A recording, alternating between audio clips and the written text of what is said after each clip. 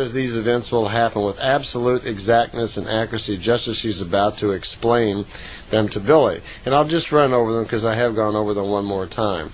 She first talked about the murder of Joseph Stalin, which will be on March 5th, 1953, and that was done by the party itself. It says here that Stalin was showing too much friendliness towards the Jewish Zionist terrorists, and so for that reason he was poisoned. It mentions in there also his successor, Nikita Khrushchev, will be forced out of office in '64, and that was to give the rationalized Zionist hostilities its last form, was the expression. So it says during that time period in America, Fitzgerald Kennedy will be elected to office, but he will be murdered in '63, it says, by the secret order of the American Security Organization, the CIA. The day of his death will be November 22nd, 1962 in Dallas, Texas. It says there will be a second political assassination following just 5 years after that. Through the order of the same organization, a presidential candidate will be killed. His death will be on June 6th, 1968 in Los Angeles. His name will be Robert Kennedy, a brother of the president.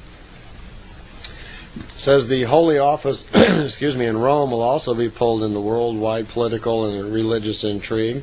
Just the same as with Stalin, a poison will be used to kill Pope John XIII, who will only serve for a very short time.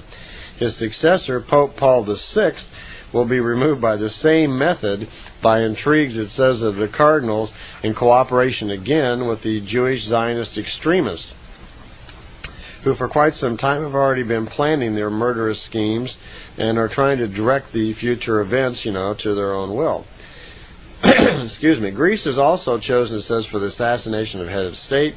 For the future, lets it be known that King Paul I will die on March 6, 1964, using the same poison as some of these others have been killed with.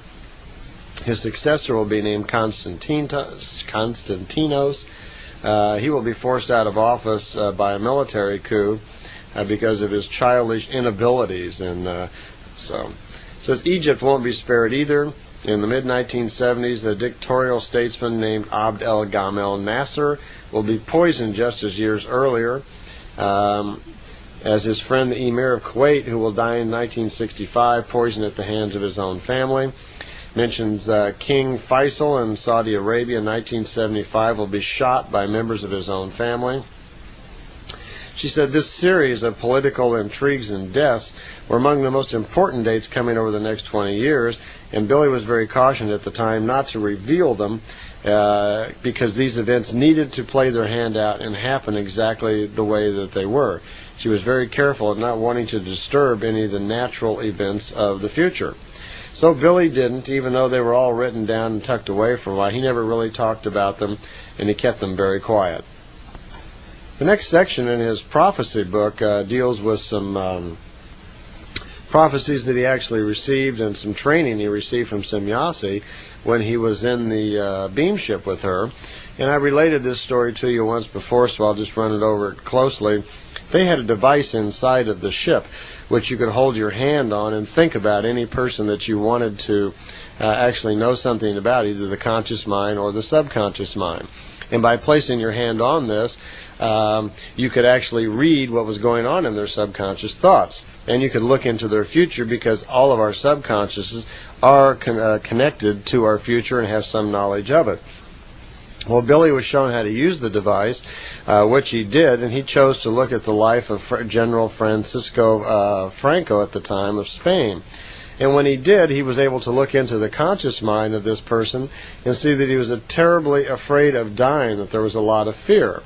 And when the equipment was adjusted, Billy was able to look into the subconscious and was surprised to see that there was no fear of death inside the subconscious, and he was reminded by Semyasi that's only natural, because the subconscious mind, which is attached always directly to the spiritual subconscious, knows and is aware that death itself is nothing to really fear, that it is just a carrying on into a different state. So that part is in there as well. That explained how quite often the Plejadians would be able to understand things about us. On another occasion, Billy had been told by Semjase that Pope Paul VI would be killed by his own cardinals. And Billy asked her later on, he says, something's going on here, because there was a prediction that Pope Paul VI would be killed by the cardinals, but he has not. He's still in office, and he wanted to know what happened. And she says, oh, yes, it did happen. 2 years after he was named to the office, he was killed.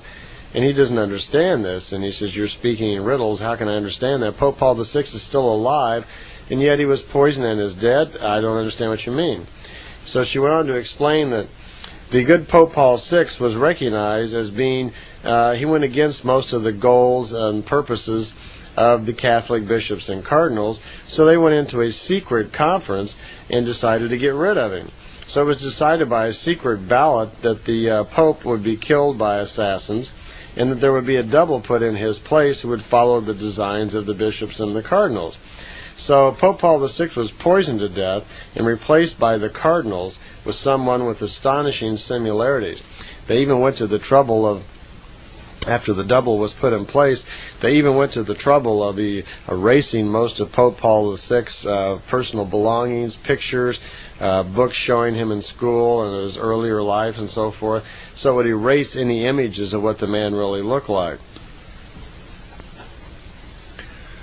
Billy on a couple of occasions also received prophecies from what he calls the Patali level. And as I explained earlier, the Patali level is the highest consciousness in the universe. It is a level of collective consciousness that has risen to that knowledge where it is beyond the physical realm and has total knowledge of all that they see and total understanding. On Thursday, the 29th of January, 1976, at 1:05 a.m., Billy received these prophecies. Now, these prophecies are particularly kind of stinging to our future, because this particular prophecy was all revolving around the evil one, the anti-logos, the sign of the 666, the Antichrist, if you will. And it is the short story here kind of about his life and what's going to happen. And I'll go over and kind of tell you basically the details here. But it reads pretty much the same as any of us who have read in the Bible and so forth. There doesn't seem to be much difference really in the prophecy at all. And it's one of great destruction and war and so forth, and it's certainly a bad time to be in Europe. So it says it's the child of the evil one, the child of destruction it's called. There will be a deadly adversary to knowledge, wisdom, and truth. The anti-logos then appears in multiple form. It is the power of the evil one, the 666, which means there is against the truth of creation, is what the 666 actually stands for. We think of it as the Antichrist because we're told by religions that the Antichrist person will be against Christ. Well, part of that is true because Christ, which is the name given to Emmanuel, who taught the truth about what creation is. But they're saying here that the 666 is really against the truth of creation. So we are a little wrong in our explanation. It's an antichrist. It's not an antichrist, it's an anti-truth situation. And that the symbolism of 666 means it'll be through a time period when people will refuse to believe the truth about creation and will refuse to live their lives according to spiritual laws and truth of spirit.